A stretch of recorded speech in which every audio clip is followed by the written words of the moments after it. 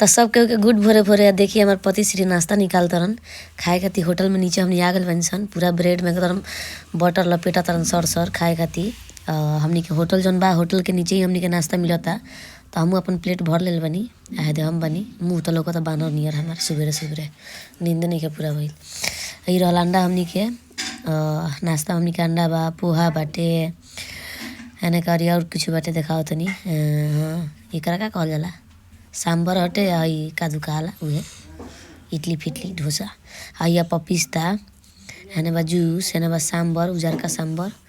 आई देखी ई तो लागत कि एकदम मत पूछो हमारा प्लेट से ज़्यादा इनका प्लेट में लौका था। देखो कितना सीरियस हो खातर